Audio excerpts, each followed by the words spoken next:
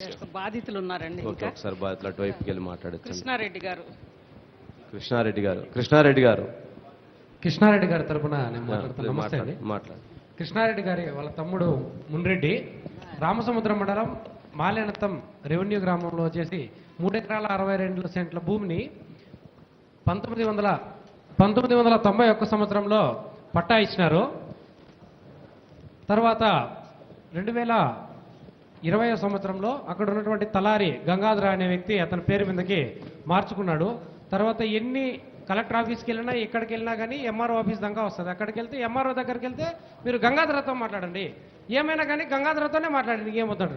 మొన్న వచ్చినటువంటి ఎంఆర్ఓతో మాట్లాడితే కూడా మీరు అతనితోనే మాట్లాడండి, ఇంకెవరితోనే మాట్లాడిన అవసరం లేదంటాడు. అక్కడ ఉన్న వాళ్ళకి చెప్తే వాళ్ళు ఏమంటారు, కృష్ణారెడ్డి కొండూరు కృష్ణారెడ్డితో మాట్లాడండి, కేశవరెడ్డితో మాట్లాడండి, వీళ్ళతో మాట్లాడితే మీకు సరిపోతుంది, మీకు ఇంకేం ఇబ్బంది లేదు అంటారు. అప్పుడు చూడండి, వైస్ ఎంపీపీ రమణారెడ్డి కూడా ఉన్నాడు దీంట్లో. అప్పుడు ప్రభుత్వం ఇచ్చినటువంటి పట్టాదారు పాసు పుస్తకాలు ఇవి, అప్పుడు ఇచ్చినటువంటి పట్టా బీఫామ్ పట్టా ఇది. దానికి సంబంధించినటువంటి నకలు కానీ తీసుకున్నట్టయితే ఆర్టీఐ యాక్ట్ కింద అన్నిట్లో కొట్టేసినారండి వాళ్ళు. ఇతను కొట్టేసి ఫోటోలన్నీ తీసేసి 1Bలో కానీ అన్నిట్లో కానీ తీసేసినారు. అతని పేరు మీద 1B తెప్పించుకున్నాడు. ఈ విధంగా 3 ఎకరాల 62 సెంట్ల భూమిని ఈ విధంగా చేసినాడండి. ఆయనే కాదు, నేను కూడా బాధితుణ్ణి. నేను వచ్చేసి తిరుపతిలో ఉద్యోగం చేస్తుంటాను ఆడిటర్గా. నేను ఒక 60 లక్షలు పెట్టి విలేజ్లో ఇల్లు కట్టుకున్నాను. ఇల్లు కట్టుకోకముందు పంచాయతీ సెక్రటరీ నుంచి అప్రూవల్స్ అన్నీ తెచ్చుకున్నాను. అంతకుముందు ట్యాక్స్ కూడా పే చేసినాను. దాన్ని రిజిస్టర్ కూడా వేరే వాళ్ళ దగ్గర నుంచి నేను కొనుక్కున్నట్టయితే అక్కడ ఇల్లు కట్టినప్పుడు నేను తెలుగుదేశం పార్టీ కార్యకర్తని, దానిపైన జెండా పెట్టినాను. ఇల్లు కట్టిన వెంటనే తెలుగుదేశం జెండా, చంద్రబాబు నాయుడు గారిది జెండా పెట్టుకున్న వెంటనే ఎంఆర్ఓ గారు వచ్చి అబ్జెక్షన్ చేసినారు. మీరు ఇట్లా కట్టుకోకూడదు, మీది ఇది అన్నారు. లేదు సార్, నేను అన్ని అప్రూవల్స్ తెచ్చుకున్నాను, విలేజ్లో అయినా కానీ నేను ప్లాన్ అప్రూవల్ తెచ్చుకున్నాను, ఆ ప్లాన్ ప్రకారమే నేను అన్ని ఇక్కడ చేసుకున్నాను. ఓకే, వంశీ గారు ఇంకొక ఇంపార్టెంట్ అంటే మీరు చెప్పిన దానికి మీ అధినేత చంద్రబాబు నాయుడు గారు ఇల్లు కట్టుకోవడానికి పర్మిషన్కి వెళ్తేనే సర్వేయర్ 30 ఏళ్ళు డబ్బులు తీసుకొని పర్మిషన్ ఇచ్చాడనేది కథనాలు వచ్చినాయి. వాస్తవా? మరి వాస్తవమే కదా, మరి చెప్పండి. వంశీ గారు ఇంకొకటి కూడా ఇష్యూ ఉంది. ఒక పండు ముసలామ కిందనే ఉంది పాపం, పైకి రాలేక సిటిఎం దగ్గర ఒక 100 కోట్ల రూపాయల ఆస్తిని పెద్దిరెడ్డి కుటుంబీకులే దాన్ని కబ్జా చేశారంట. వారికి సంబంధించిన వారి తోడికోడలు ఉన్నారు. ఒకసారి రమ్మనండి వారిని. ఎక్కడ ఉన్నారమ్మా? ఎలా రండి. మీరేనా? రండి. రామ్మా, ఎట్లా రండి. నమస్తే అమ్మా, చెప్పండి. మీ పేరమ్మా? నా పేరు ఆకుల అన్నపూర్ణ సార్. అన్నపూర్ణ, చెప్పండి అమ్మా. అది మాకు 5 ఎకరాల భూమి ఉంది సార్ ఇక్కడ కొత్త రింగ్ రోడ్డు దగ్గర. మాది మా మామగారికి మిలిటరీలో వచ్చిన ఆస్తి సార్. మా మామ చనిపోయినాడు, మా బావగారు మా ఆయన తగాదాలతో వాళ్ళిద్దరు కూడా కాలం అయిపోయినారు సార్.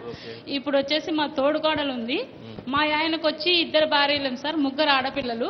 ఆ భూమి మొత్తం పెద్ద భార్య బిడ్డ దగ్గర ఒక పాపే, ఇంకొక పాపకి సంబంధం లేకుండా ఒక పాపతోనే పెద్దరెడ్డి రామచంద్రారెడ్డి వాళ్ళు రాపించుకున్నారు సార్. పెద్దిరెడ్డి రామచంద్రారెడ్డి గారు రాపించుకున్నారు సార్. ఆయనే రాయించుకున్నారు. మాధవరెడ్డి మాతో చెప్పినాడు సార్. మేము అక్కడికి పోయినాము. అప్పుడు ఆపరేషన్ జరిగినప్పుడు నాకు కొంచెం కాలు ఆపరేషన్ బాగలేదు సార్. పోయి అక్కడ సదర్ కడతా ఉంటే నాకు ఇక్కడ నుంచి మా చిన్న ఫోన్ చేసి, అమ్మ ఇట్లా జరుగుతోంది వీడికంటే, నేను అప్పుడప్పుడు నడవలేని పరిస్థితుల్లో ఆటో తీసుకుని వెళ్ళాను సార్. కడప నుంచి ఆటోలోనే వచ్చాను. పోతే సదరకర్త ఉన్నాడు, ఆయన లేడు. ఎవరు సార్, ఇది మాది కోర్టులో, మీ ఫ్యామిలీలే కోర్టులో తగాదా ఉంది సార్. ఆల్రెడీ కేసు నడుస్తూ ఉంది కోర్టులో. మీ కోర్టులో కేసు ఉంది, మీకు ఎవరు అమ్మినారు, మా భూమి ఎందుకు మీరు ఇట్లా సదరకట్ట వేస్తున్నారని నేను అడగడంతో, ఇది మీదెక్కడమ్మా, పెద్దరెడ్డి పెద్ద ఆయన ఆక్రమించుకున్నాడని మాధవరెడ్డి, నేను అక్కడ నిలబడినట్టే ఎవరో ఫోన్ చేస్తే మాధవరెడ్డి వెనకలు వచ్చినాడు సార్. వచ్చి మీదేం సంబంధం ఇక్కడ మాట్లాడుతున్నారు, ముందు ఈ భూమిలో నుంచి అట్లా పక్కకు రండి, రోడ్డు మీదకి మాట్లాడదామన్నారు సార్. ఏం సార్ ఇక్కడ అన్నా, ఏంది ఇది సదరగడుతున్నారు, మమ్మల్ని పక్కన రమ్మంటున్నారు, అసలు మీరెవరు, ఇది చేసేది ఎవరు అంటే, ఇది మాది భూమి, ఓకే కేసు జరుగుతోందని మేము చెప్తే ఆయన అన్న, మీది ఎక్కడుందమ్మా, పెద్ద అయింది ఎప్పుడు అంటే, నేను ఇక్కడ సబ్ కలెక్టర్ రాయచోట్లో ఆఫీస్లో సబ్ కలెక్టర్కి లెటర్లు పెట్టుకున్నాను సార్. మదనపల్లిలో సబ్ కలెక్టర్ పెట్టుకున్నాను సార్. నేను ఇంట్లో వంట పని చేస్తాను సార్. నా పాప తనకి 3 పూట్ల తిండి కూడా పెట్టుకోలేని పరిస్థితుల్లో నేను ఉన్నాను సార్. ఈ కోట్ల చుట్టూరు పేపర్కి వేపించినాను సార్. ఇది మా ల్యాండ్, ఎవరన్నా కొంటారేమో, మా అమ్మాయి కూడా ఇక్కడ ఉంది, వాళ్ళే అమ్ముకుంటారేమో. నాకు వచ్చే 10-12 వేలలో కోట్లోకి కట్టడానికి వాళ్ళకు వీళ్ళకు తిరగడానికి నాకు సరిపోయింది సార్. పాపకి తిండి పెట్టుకునే పరిస్థితి కూడా నాకు లేదు సార్. అలాంటప్పుడు ఎవరో ఒకరు అమ్మితే నా భాగం నా బిడ్డ భాగం వస్తుందని తన దగ్గరికి వెళ్తే ఆల్రెడీ నేను ఎప్పుడు రాపిచ్చేసుకున్నాము, నీకు కావాలంటే పెద్ద ఆయనకు పిలిపించి అది 70 కోట్ల ఆస్తి సార్. అది 70 కోట్ల రూపాయల ఆస్తి సార్. 5 ఎకరాలు సార్.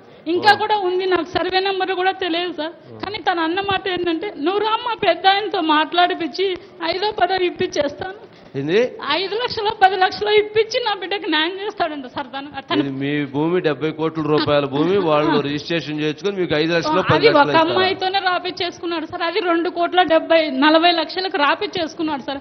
ఆ అమ్మాయి ఒక మూర్ఖురాల 2 చెల్లెళ్ళకు ఇయ్యకుండా తను ఒక్కటే ఏదో తీసుకుందామని ఆ పులి నోట్లో తలకాయ పెట్టేసింది సార్. ఆ పాపకి ముట్టింది కూడా ఏం లేదు. 70 కోట్ల ఆస్తి అయితే ఆ పాపకు వచ్చింది 1,70,00,000 మాత్రమే ఇప్పటికి ముట్టింది సార్. ఆ వచ్చిన డబ్బుతో అమ్మాయి తిరుపతిలో హాస్పిటల్ పెట్టుకొని వాళ్ళు బతుకుతున్నారు సార్. నేను చిన్న భార్యను, వాళ్ళ పెద్ద భార్య బిడ్డలు ఇద్దరు, ఒక అమ్మాయి బీటెక్ ఒక అమ్మాయి డాక్టర్ సార్. నా పాపే చిన్న పాప సార్. నాకు చదువు కూడా లేదు సార్. ఏమంటారమ్మా, కలిసారా పెద్దిరెడ్డి రామచంద్ర? పెద్దరెడ్డిని అయితే 2 సార్లు రామచంద్ర మాధవరెడ్డి నన్ను ఫోన్ చేసి ఏమన్నాడంటే రామ్మ పెద్ద ఆయనతో మాట్లాడతామంటే సార్ అది అంత ఆస్తి కదా, ఆ అమ్మాయికి ఎంత మినారు ఎంత తీసుకున్నారు నాకు ఎంత ఇస్తారంటే ఏం అన్యాయం చేయలేమ్మా 5-10 ఇస్తాను. నేను ఫోన్లో ఏడ్చినా సార్. నేనేం అడక్కదినేదాన్ని కాదు, అది నా మొగుడు సొమ్ము, నా బిడ్డకి రావాలి, మా మామగారు ఆస్తి వస్తే నాకు న్యాయంగా ఇవ్వండి, లేదంటే 5-10 అయితే నాకు అవసరం లేదు, నేను ఇలాగ ఇప్పుడు ఎలా కష్టపడి బతుకుతున్నాను, అడకది నేను బతుకుతున్నా అని చెప్పి ఏడ్చి ఫోన్ పెట్టేస్తున్నాను సార్. అంతే. మాధవరెడ్డి సార్ నన్ను పిలిపించి మాట్లాడిపించింది. దాదాపు ఇక్కడ ఇక్కడ కింద కూర్చోండి మా తోడుకోడలు సార్, పైకి రాలేదు సార్. ఆమెకి కూడా తినడానికి లేదు, మా బావగారికి బిడ్డలు కూడా లేరు సార్. మా అక్క వాళ్ళ అక్క కొడుకు తోడుకోడలు అక్క కొడుకు సాగుతున్నారు సార్. గత 6 సంవత్సరాల నుంచి తిరుగుతున్నాను సార్ నేను కోట్ల చుట్టూ. ఇది అందరు ఇంటా ఉంటారు కాబట్టి చెప్తాను. ఇంకా ఏళ్ళ ప్రకారం నాన్సకుండా వీలైనంత తొందరగా మా బిడ్డకు న్యాయం చేయండి సార్. ఇప్పుడు మీ సమస్య అర్థమైందమ్మా. ఖచ్చితంగా దీనికి న్యాయం జరగాల్సిన అవసరం ఉంది. మొన్న మీరు దీని మీద కంప్లైంట్ ఇచ్చారా? పిటిషన్ ఇచ్చిపోయాను సార్. ఇచ్చున్నారు కదా? ఇచ్చాను సార్. సరేనమ్మా, రైట్.